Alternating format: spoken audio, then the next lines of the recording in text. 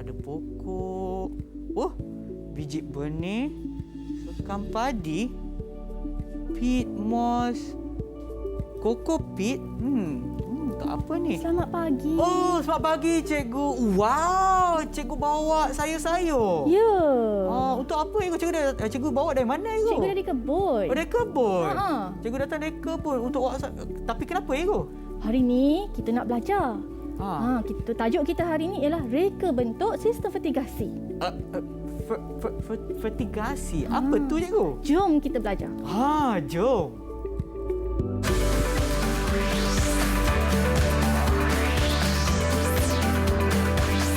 Didik TV KPM.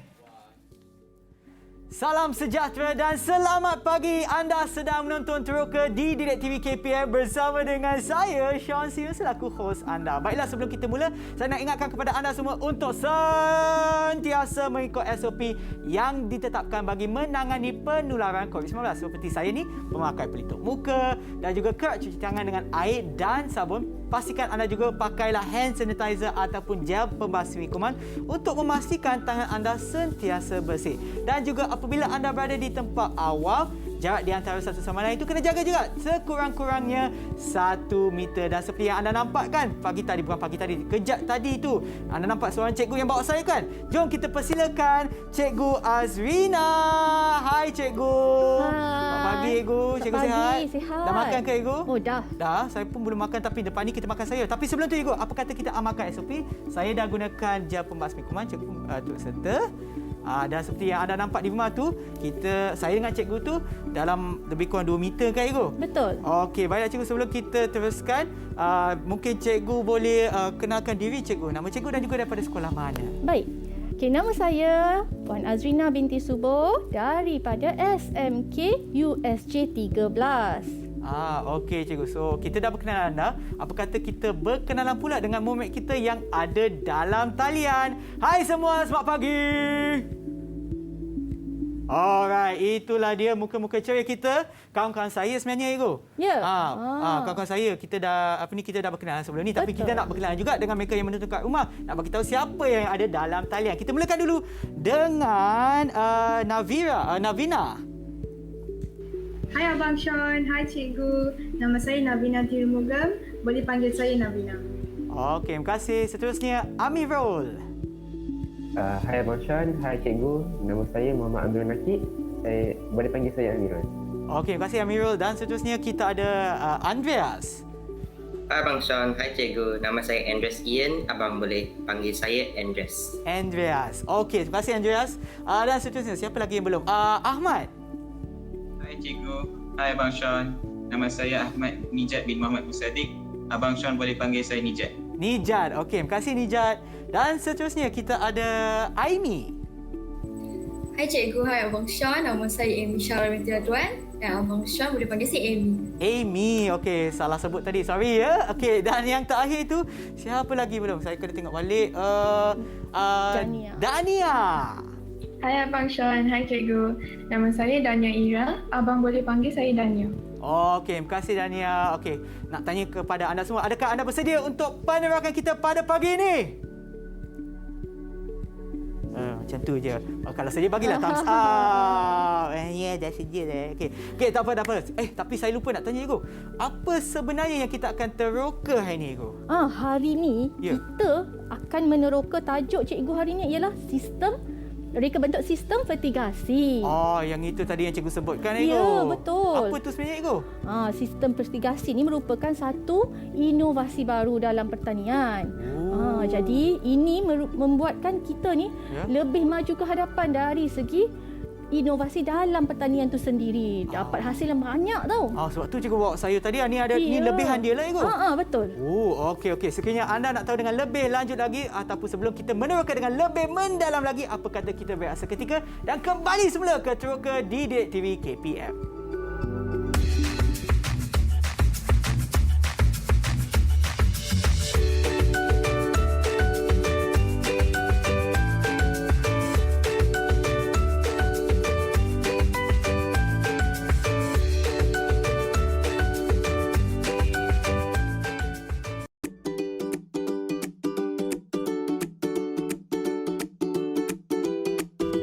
Tahukah anda? Fertigasi ialah gabungan dua perkataan Inggeris, fertilization dan irrigation, iaitu pembajaan dan pengairan. Melalui kaedah ini, pembajaan dilakukan secara serentak melalui sistem pengairan.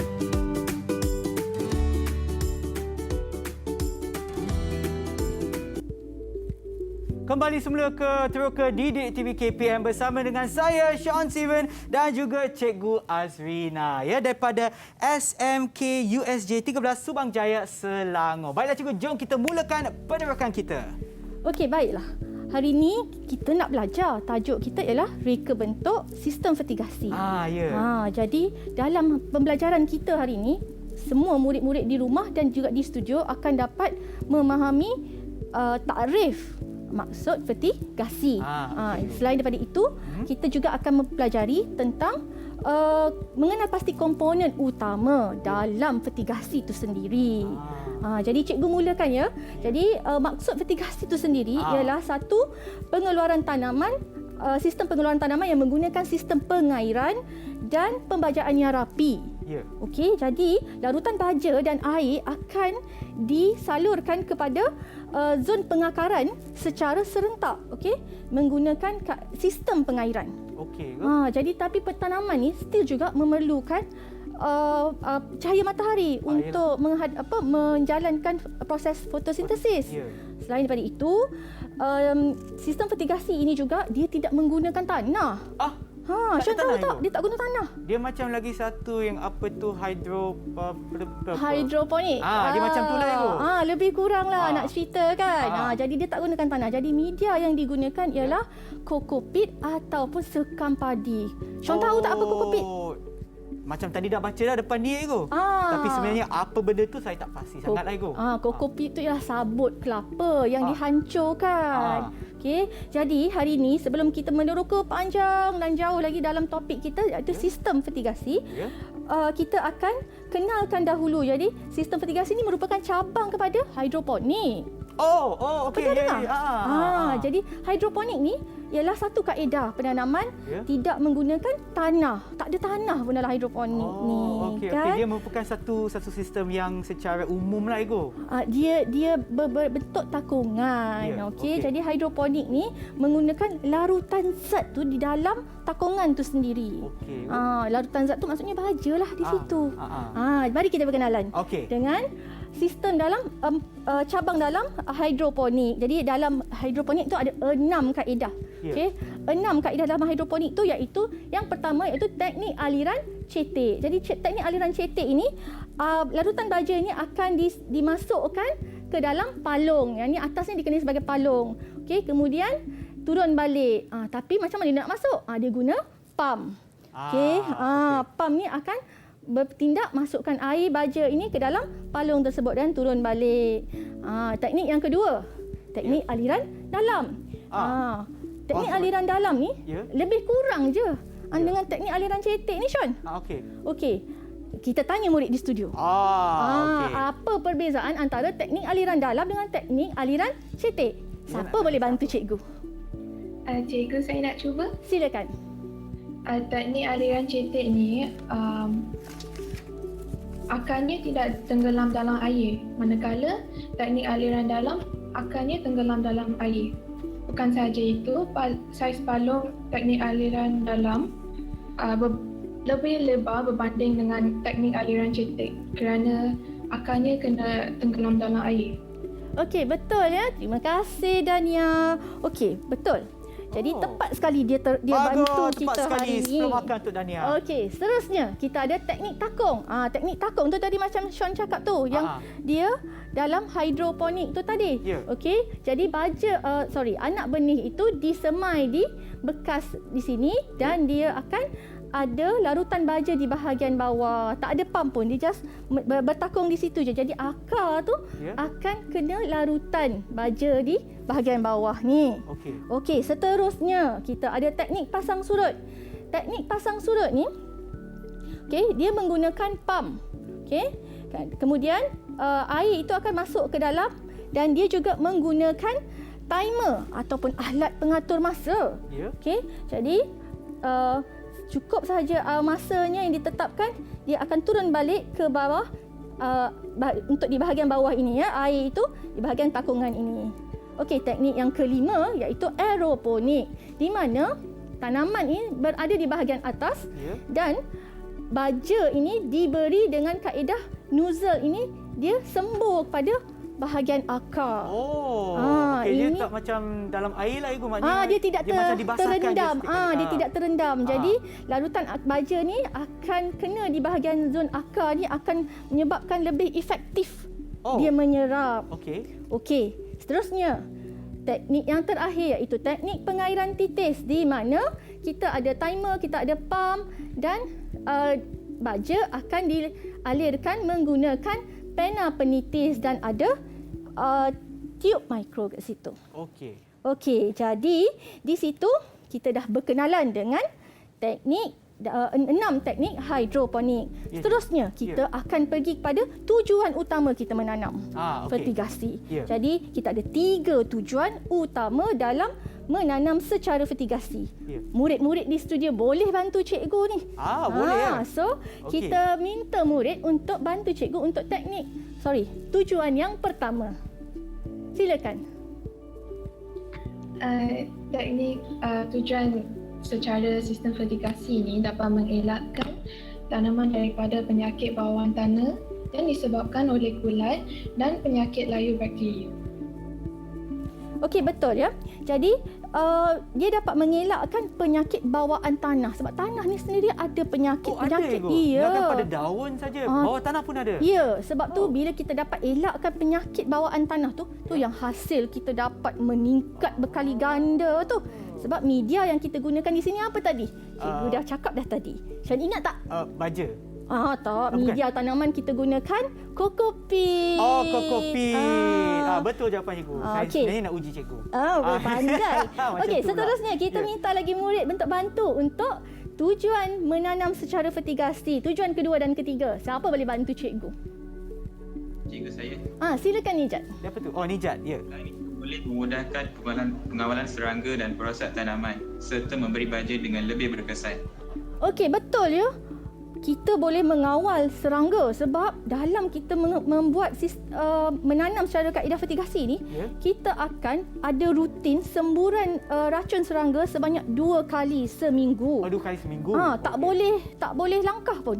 Kita tetap juga walaupun cuti ke raya ke, kita tetap juga kena sembur racun serangga tu. Maknanya memang dikawal dengan terkawal lah. Sebab racun serangga yang kita gunakan ni ialah racun serangga organik. Jadi dia tak memberi kesan sampingan kepada murid. Jadi selain daripada itu, pemberian baja dia sangat sistematik. Di mana larutan air baja ini akan diberi mengikut umur pokok kita. Tak boleh main letak-letak je. Ya ke?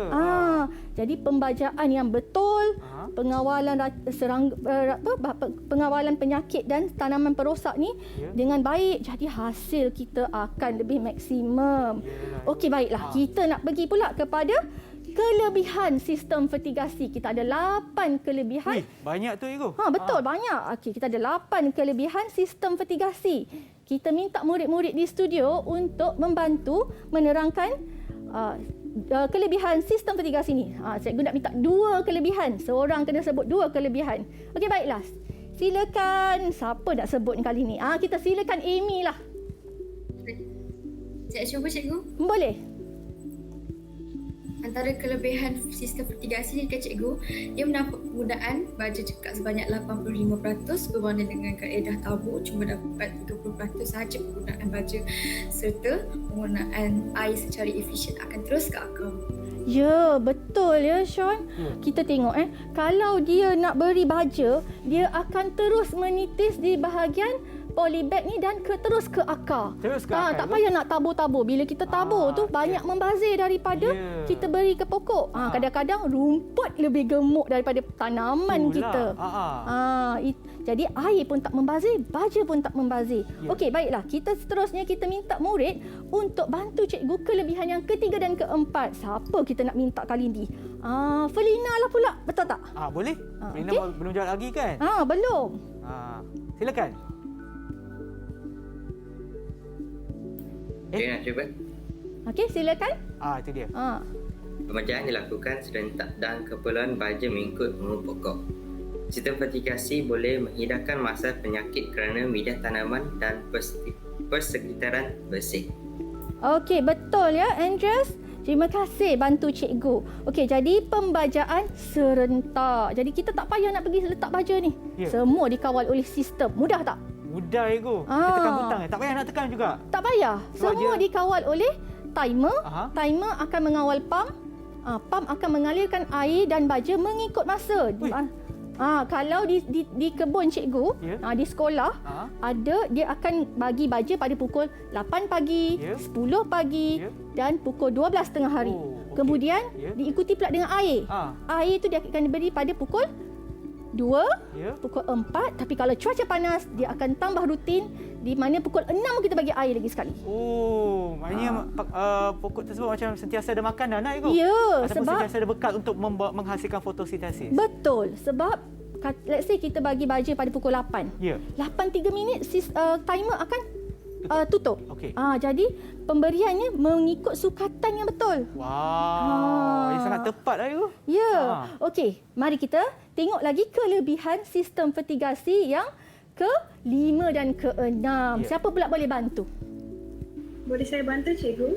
Silakan. Seterusnya kan cikgu, ia dapat mengatasi masalah tanah tidak subur, berumah kepada penyakit dan perosak tanaman dan juga masalah rumpai yang sangat rendah. Ya, betul ya. Masalah rumpai sangat rendah kerana di bahagian tapak fertigasi itu kita akan letak satu alas atau yang dinamakan sebagai silver shine dan wheat mat. Jadi rumput tidak ada potensi untuk bersaing dengan tanaman kita. Jadi selain daripada itu, dia juga mengatasi masalah tanah tak subur. Kan tadi kita cerita pasal penyakit bawaan tanah. Jadi penyakit bawaan tanah ini dan juga perumah kepada penyakit-penyakit lain dan haiwan perosak. Sebab kalau persekitaran kita tu kotor, kita sembur racun serangga untuk protect pokok kita. Tetapi nanti dia transit pula dekat pokok yang berhampiran ataupun di semak-semak yang berhampiran. Nanti lepas kita dah tak sembur dah, kita tak 2-3 hari, dia serang balik pokok kita. Tu yang kita tak nak. Baiklah, kita dengar pula kelebihan sistem fertigasi yang ke-7 dan ke-8. Siapa boleh bantu cikgu? Cikgu, saya nak cuba. Silakan, Dania. Kos operasi seperti penggunaan baja, air dan tenaga buruh dapat dikurangkan. Bukan sahaja itu, hasil tanaman secara sistem fertigasi lebih banyak berbanding hasil tanaman sistem konvensional. Ya, betul. Tepat tu. Kita tak memerlukan buruh yang ramai. Sebab dia sekarang automatik, Ego? Ya, dikawal oleh timer. Dibantu oleh pump. Disalurkan melalui pipe yang ada di ladang, di taman, di kebun kita ni. Okey, baiklah. Kita dah belajar kelebihan. Kita dah faham takrif. Sekarang kita nak dengar pula atau kita nak tengok pula kaedah penanaman fertigasi di Malaysia. Ada 2 je kaedah. Ada 2? Ada 2 je, iaitu penanaman menggunakan struktur pelindungan hujan ataupun SPH, ataupun yang kedua menggunakan penanaman tanpa struktur pelindungan hujan. Jadi penanaman menggunakan struktur pelindungan hujan ni macam ni lah. Dekat depan cikgu ni, cikgu bawa mini model. Pernah nampak tak greenhouse yang ada, dia cover semua. So jadi bila ada perumah macam ni, ada struktur pelindungan hujan ni, dia dapat elakkan pokok kita layu akibat daripada UV matahari. Selain daripada itu, kita mengurangkan risiko serangan penyakit ni tadi sebab kita dah tutup dia. Dah tutup lah. Dah tutup, ada jaring ni. Udara masih boleh masuk lah. Udara masih boleh masuk. Cahaya masih boleh masuk. Okey. Selain daripada itu, kita mengurangkan penggunaan racun perosak. Sebab dia dah apa ni, macam kira dah protect lah. Protect lah. Tapi kurangkan sahaja. Tapi still kena buat juga rutin tu. Kita tak boleh langkah. Bila kita langkah, pokok kita akan sakit. Yelah. Bila pokok sakit, memang kita kena buang. Okey. Jadi kaedah yang kedua iaitu penanaman tanpa menggunakan struktur pelindungan hujan, iaitu bila kita letak atas tanah biasa macam ni, Sean. Ya, cikgu. Okey. Jadi air hujan tu akan kenalah pokok kita. Bila kita sembuh racun, okey, kita sembuh racun tu akan menjadi cair. Baja pun akan menjadi cair. Okey, bila pokok ini tak cukup protection, mudahlah tadi haiwan perosak nak attack pokok ni, sebab dia akan dapat attack ataupun dapat serangan daripada penyakit bawaan virus, bakteria, kulat. Semua pun boleh attack dia. Lagi satu juga sebab dia macam pelindung daripada hujan kan Igu? Maknanya kita dapat elakkan juga daripada pengairan yang terlalu banyak kan Igu? Ya, betul Sean. Pandai. Sebab bila air hujan tu terlalu banyak bukan mendatangkan kebaikan pada pokok. Kan? Sebenarnya dia akan merosakkan kualiti tanaman kita. Sean cuba tengok dekat cili cikgu tu, ada cili yang rosak tu. Ada? Nampak tak? Igu yang ini. Itu kalau Sean nampak tu, itu ialah serangan lalat buah. Mula-mula memang nampak cantik je. Nanti dia akan berjangkit. Lalat buah tu dia macam ulat putih. Dia akan berjangkit dekat pokok lain. Dekat saya. Pokok lain. Dekat awak tak lah. Okey. Dia akan berjangkit dekat buah cili yang lain. Jadi hasilnya kita kuranglah kualiti buah cili tu. Dah rosak kan? Lepas tu dia akan terus gugur.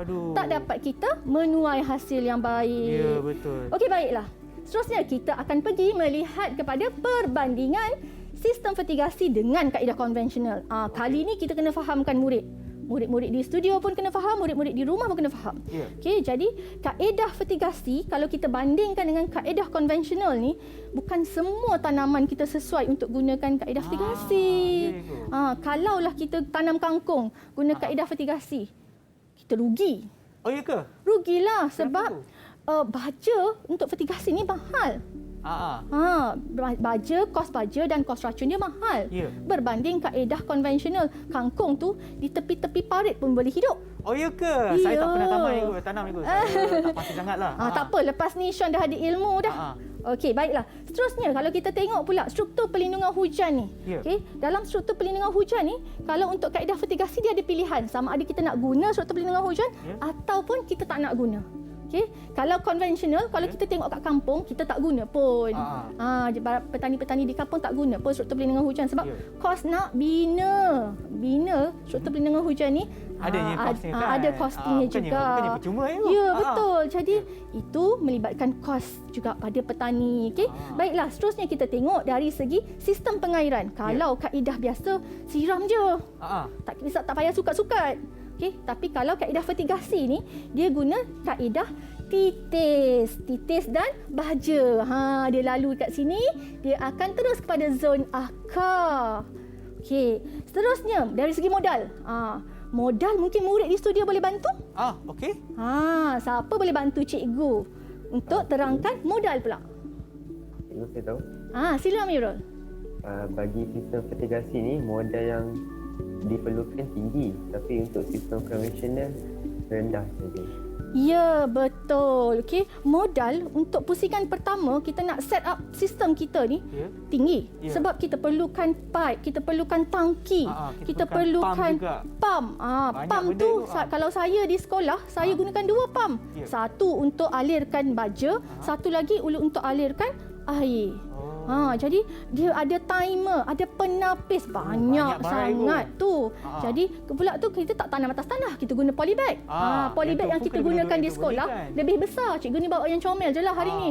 Kalau dekat sekolah, dekat kebun di sekolah, dia guna saiz 16, lebih besar, lebih orang kata boleh tampung lah dengan pokok cili tu. Cikgu, yang macam dekat sekolah kan, bila cikgu jalankan ataupun menggunakan sistem fertigasi ni, biasanya akan ambil berapa lama untuk mendapatkan hasil? Oh, macam ni Sean. Daripada kita semai tu tadi, kita akan ambil masa lebih kurang 2-3 minggu untuk semaian. Okey. Kemudian kita pindah tanam ke dalam polybag. Dia akan ambil masa 3 bulan pula untuk dia tumbuh dengan dengan sihatnya dan memberi berbunga dan berbuah. Kemudian bulan ke-4 sehingga bulan ke-6 ialah masa untuk kita menuai. Jadi ada 3 bulan untuk kita menuai hasil cili tu, dia akan beri hasil berkali-kali. Pernah cikgu buat pada masa tu cuti raya haji, Sean. cikgu collect daripada 200 polybag tu cikgu dapat 30 kilo. Oi, banyak tu cikgu. Ya, seronok kan kalau tengok 30 kilo sekali tuai. Wow, okey, memang best lah cikgu. Okey. Tapi apa kata kita akan tapi sebelum kita berehat cikgu, apa kata kita tengok satu video iaitu visual fertigasi dan selepas tu kita akan kembali semula ke Teroka di Didik TV KPM.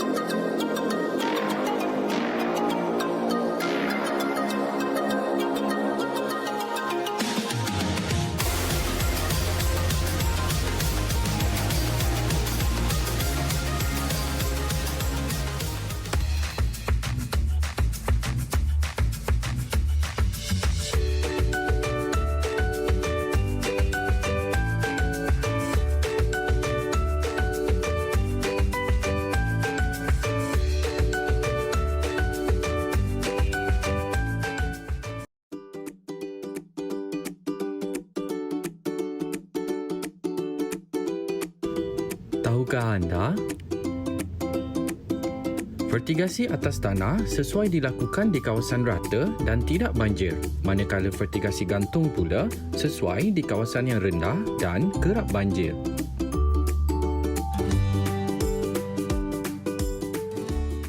Kembali semula ke Teroka di Didik TV KPM bersama dengan saya, Sean Steven dan juga Cikgu Azrina daripada SMK USJ 13. Jom cikgu, kita teruskan penerokan kita, cikgu. Betul, baiklah Sean. Sekarang ni kita nak meneroka kepada standard pembelajaran yang seterusnya, iaitu mengenal pasti komponen utama dalam sistem fertigasi tadi. okey. Kita dah belajar, dah penat, dah bercakap kan. Jadi, kali ni cikgu nak minta Sean lah. Saya ikut? Nak Boleh, minta cikgu. Sean Ya. untuk kita kenal pasti komponen asas. Ada 3 komponen asas. Yang ada di sini, Go? Yang Saya ada ke di sini, situ. Go? Silakan. Okey. Okey, Sean boleh kenal pasti tak apa komponen asas di bahagian sumber? Okey, untuk bahagian sumber saya ada jawapan di sini, Go. Saya dekatkan boleh? Ini dia. Yang Okey. pertama iaitu tempat simpanan bekalan nutrien. Okey, kita tengok pula medium. Untuk medium pula, Ego, kita ada laluan penyampaian nutrien. Dah pandailah Sean. Saya sebab baru cikgu aja lah. sikit je. Dengan panduan cikgu saya boleh Okey, apa-apa kita pun saya tengok boleh. pula alur keluar. Alur keluar pula. Yang inilah, Ego. So memangnya tempat keluaran nutrien ke tanaman. Kejap, Ego, saya kena pegang macam ni. Takut nanti Jatuh pula ya. Okey.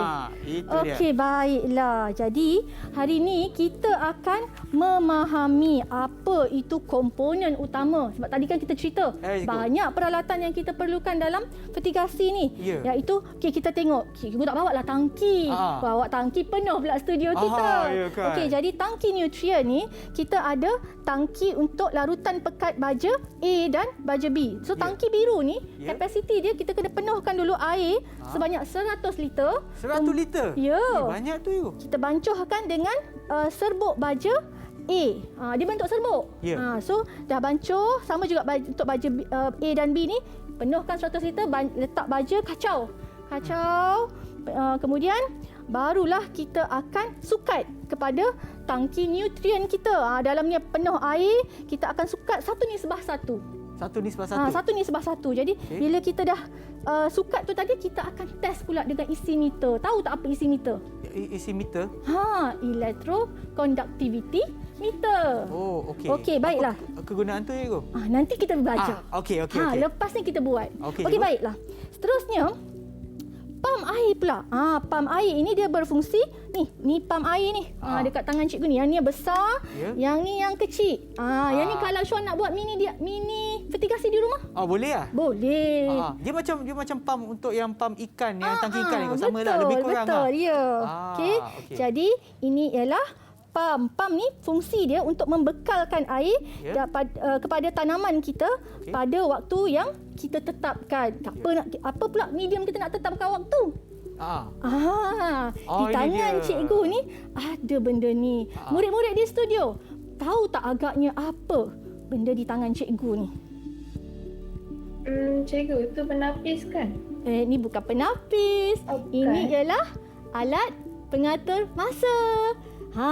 Okey, nak tahu tak apa fungsi dia? Untuk mengaturkan masa. Untuk mengaturkan masa. Betul ke? Saya baca dari sana. Kita nak mengaturkan masa tu, kita kan tadi cikgu cakap kita nak bagi baja, kita nak bagi air ikut ketetapan yang ditetapkan. Pukul 8, pukul 8, 10, 12. Jadi kita tak payah switch on, switch off. Kita setting dekat sini saja sebab dia ada 2 jenis, analog dan digital. Kita perlukan yang digital. Untuk kita setting masa yang pelbagai itu tadi. Okey. Jadi kita tak payahlah switch on, switch off kan sistem ni. Kita bolehlah pergi jalan-jalan. Kan. Okey, seterusnya. Di tangan cikgu ni pula ada yang bentuk silinder ni. Boleh saya pegang, Ego? Boleh. Okey, saya pegangkan. Okey, ini dia. Agaknya murid-murid boleh bagi tahu tak kat cikgu apa benda ni? Cikgu, yang ni baru penapis kan? Betul. Ini ialah penapis. Jadi penapis ni tujuan dia nak menapis benda asing. Daripada masuk ke dalam sistem kita tadi. Bila dah masuk, dia akan tersumbat lah. Sebab masa kita kacau baju, mungkin ada benda yang tak larut ke. Kita tak tahu kan. Jadi ini pula bagi cikgu sekejap. Boleh. Jadi ini ialah penapis yang kita boleh selenggara. Kita perlu selenggara berkala ya. Dalam sebulan sekali. So inilah nanti dia akan stop dekat sinilah kalau ada kotoran. Jadi ini benda yang kita perlu jaga. Selain daripada penapis. Cikgu, saya nak buka balik lagi sekali. Takut yang mereka ada kat rumah tu tak sempat nak tengok kan. Okey, kejap. Ini macam itu dia yang penapis dia lah, Ibu. Ini penapis. Memanglah penapis dia kan. Cikgu dah tulis dah penapis. Okey. Okey, Ego, silakan. Okey, Ego. silakan. Okey. Jadi kita ada pipe pula. Ya. Pipe daripada pump kita ni tadi kita guna pipe PVC. Ya. Pipe PVC. Lepas tu kita nak masuk ke sistem ni, sistem kita tak guna pipe PVC. Sistem kita gunakan pipe poly. Apa beza dia, Ego? Kita tengok saiz, dia ada saiz yang berbeza. Lepas Ya. tu pipe ini kita nak kesesuaian lah di tapak ni. Kalau pipe jenis PVC tu dia keras kan, dia besar. Ya. Kita tak perlu. Kita nak yang macam ni sudah memadai. Okey. Jadi bahan penyambung pula. Sean tahu kat situ ada bahan penyambung tu, Sean. Yang itu, Ego? Ya. Saya ke sana, Ego? Boleh. Boleh, Silakan. Ego? Okey, ini dia bahan penyambung ni, yang ini. Okey, jadi bahan penyambung yang berbeza-beza tu, Sean. Okey, Ya. cuba Sean baca. Apa Okey. nama bahan-bahan penyambung Yang tu? pertama kita ada T sama, lepas tu soket sama, lepas tu siku 90 darjah. Betul. Dan yang kat bawah ni ada injak penahan. Dan di bawah pula pada barisan yang ketiga, penyambung T, penyambung lurus dan penyambung L. Okey, betul Sean ya. Jadi penyambung tu ada ada mengikut jenis-jenis pipe yang kita gunakan. Sebab saya nampak pun yang ni besar tapi dia macam bentuk dia sama. Fungsi pun sama, Ego. Kita tengok pula pipe apa yang kita gunakan. Ah. Kenalah betul dengan jenis pipe yang kita pilih nak guna bahan penyambung ni. Baiklah, seterusnya di tangan cikgu ni ini ialah set penitis. Kalau murid-murid nak tahu, inilah nama dia tube micro. Okay, sebab tube dia kecil. Sebab tu micro. Ni tube lah nanti kalau dekat sistem macam cikgu sambungkan ni tadi. Di bahagian depan. Okey. So, di bahagian hujung dia kita akan sambung, ini ialah penitis. Okey. Okey, penitis kita akan sambung di bahagian hujung tube micro. Yang ni lah yang akan menyalurkan air ataupun baja terus ke akar, Ego. Betul. Yang ini lah, Ego. Betul. Sebab ini dah ada kat dalam. Boleh saya tarik keluar ke? Boleh. Boleh ya? Yang inilah. Dah nampak kan dia ada macam dia akan turunlah air dan baja tu terus ke zon akar. Terus ke akar. Tak membazir kan? Jadi di hujung ni kita ada yang kecil ni ialah nama dia nipper. Nipper ni kita nak sambungkan tube micro ni dengan pipe tadi. Yang inilah pipe poli kita. Jadi ini ialah set penitis yang begitu penting ni. Kadang-kadang ada juga berlaku di dalam kebun kita ni. Masa kita menanam, pokok kita 200 bag, kebanyakannya semua subur, segar-segar. Tapi ada 1-2 yang layu. Kenapa, Ego? Kita perlu check dekat sini. Kita buka set penitis ni tadi, kita rentap dia, kita mungkin keluarkan apa-apa yang tersumbat di sini dan kita pasang balik. Nanti pokok kita akan subur baliklah. Okey, itu ialah set penitis. Selain pada itu, tidak terkecuali, Sean, air bersih. Sebab kita tak boleh nak guna air longkang ke, tak boleh kan, air Ego? sungai ke. So, air ni pula kita akan uji dengan ini, pH meter. Jadi, kadar bacaan yang yang sepatutnya untuk sistem fertigasi ialah 5.5 dan hingga 6.5. Dia sedikit berasid, Ego? Sedikitlah. Hampir ke neutral. Jadi, ini ialah fungsi pH meter. Jadi, selain daripada bekalan air bersih, tak kurang pentingnya kita perlukan ada bekalan elektrik. Yalah, tanpa bekalan elektrik mana boleh guna semua ni? Betul, tanpa bekalan elektrik pam kita tak boleh hidup. Bila pam tak hidup, habislah sistem kita tak berjalan. Jadi bila trip itulah memerlukan pemantauan. Tak boleh tinggal terus. Dia memerlukan pemantauan. Kalau tak habislah pokok kita. Okey, jadi seterusnya kita ada di sini. Kecil je ni. Apa tu, Ego? Macam bahan mainan dia, Ego? Tak. Bukan? Ini ialah penebuk. Penebuk ni kita akan tebuk pipe poli kita tadi untuk sambungkan set penitis ni tadi. Itulah fungsi penebuk. Seterusnya dekat depan kita ni tadi ada pelbagai media. Macam tadi cikgu sebutkan ada kokopit, ada apa tu lagi satu. Cuba Sean tengok. Kokopit ni ialah sabut, tapi bukan yang berbentuk. Boleh saya pegang, Ego? Boleh. Okey. Bukan yang berbentuk mentah yang kita ambil terus daripada sabut kelapa yang mentah tu tadi. Kita perlulah hancurkan dia dahulu. Dia macam serunding, Ego? Tapi bukan lah. Macam tapi bukan. Okey, seterusnya kita ada media yang seterusnya iaitu ini ialah sekam padi. Sekam padi. Sekam padi bakar. Jadi dua media ini kita gunakan di dalam polybag. Ya. Di dalam polybag kita untuk menjadi media tanaman untuk sistem fertigasi kita. Okey. Okey, yang lagi ketiga satu? ni, ini ialah peat moss. Peat moss. Peat moss ni ialah sejenis lumut sphagnum. Dia tak guna di dalam polybag. Apa lumut spaghetti? Sphagnum. Sphagnum. Okey. Lumut sphagnum ni ialah tujuannya kita guna di dalam dulang semayan kita ni. Kalau kita tengok di depan Sean ni ada dulang semayan yang kita akan tabur biji benih. Tabur biji benih dan kita adalah dia punya aturannya untuk sampailah dia berusia lebih kurang 2 ke 3 minggu barulah kita boleh pindah tanam ke dalam polybag. Tak boleh lama sangat. Kalau lama sangat di sini, pokok pun stres. Okey cikgu, nanti sekejap saya nak tunjukkan ini dulu. Ini apa nama ni cikgu? Dulang semayan. Dulang semayan. Tapi yang ini sekejap lah, sementara waktu sajalah. Sebelum kita letak ke dalam yang besar polybag. Polybag. Sebelum kita pindah tanam ke dalam polybag. Okey, baiklah. Seterusnya kita ada alat pengukur yang yang ini kita namakan EC meter ataupun electroconductivity meter. Yang itu untuk apa itu? Yang ni kejap lagi kita akan buat aktiviti.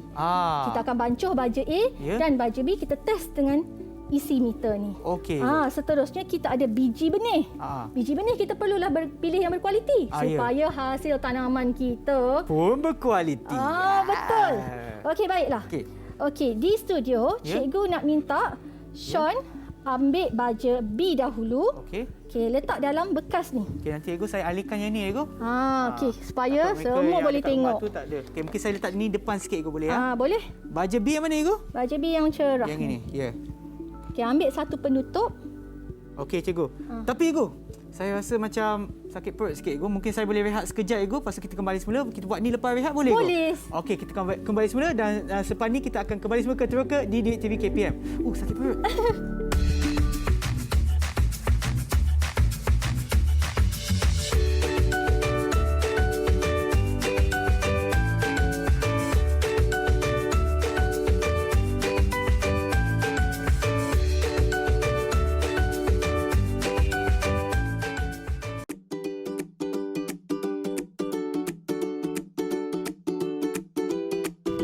Tahukah anda? Sistem fertigasi menggunakan baja AB. Kandungan baja A adalah kalsium nitrate dan ferum EDTA, manakala baja B mengandungi potasium nitrate, magnesium, MKP, high-bor, manganese, zinc, copper nitrate dan M-molybdate.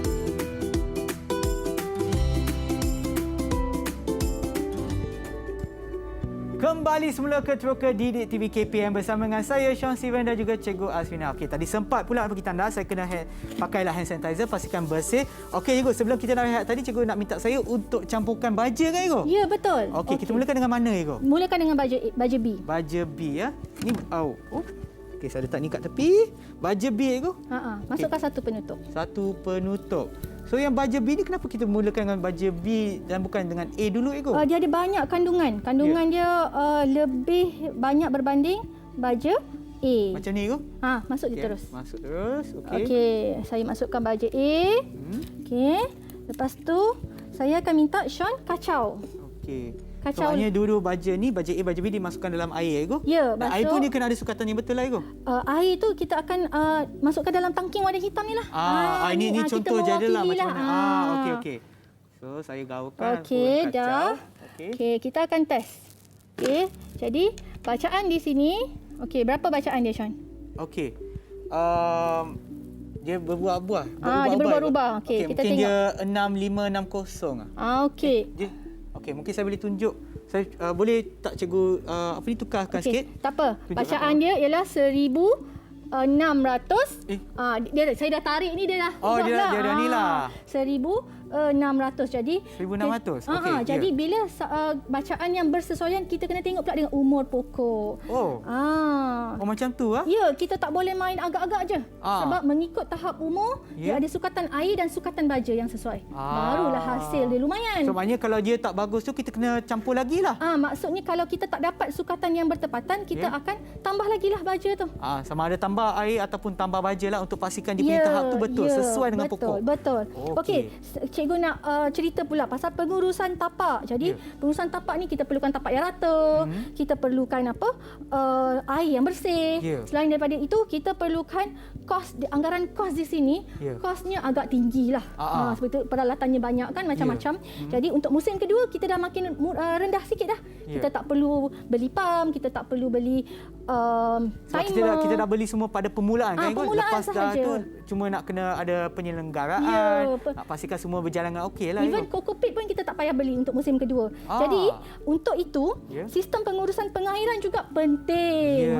Jadi sistem pengurusan pengairan kita ada 3. Itu iaitu secara percikan, semburan kabus dan pengairan titis. Jadi ketiga-tiga ini bergantung pada jenis pokok tak, bergantung pada kesesuaian tanah dan bergantung pada media tanaman. Macam yang semburan kabus tu, ia berbentuk kabus yang halus tu, dia sesuai untuk sayur-sayuran. Jadi kita pun dah habis cakupan tajuk kita hari ni. Jadi kita akan minta murid kita seorang untuk buat rumusan. Boleh cikgu, kita minta seorang. Siapa cikgu nak pilih cikgu? Tak apa, kita tanya dia siapa yang volunteer. Okey, nak bagi rumusan pada cikgu. Okey, silakan. Siapa tu? Amirul. Okey, Amirul. Dari apa yang saya dapat belajar hari ini, saya dapat faham cara untuk bezakan ke-6 teknik dalam hidroponik, dan saya juga dapat lebih memahami kelebihan sistem fertigasi dari segi hasil tanaman berbanding sistem konvensional. Okey, betul ya Amirul. Jadi rumusan kita hari ini, kita pun dah dapat belajar tentang pembacuhan baja. Cikgu, mungkin kita boleh tanya lagi seorang murid cikgu. Boleh ke? Boleh. Lagi seorang. Silakan. Selain daripada Amirul, siapa lagi nak tambah sikit? Cikgu nak cuba?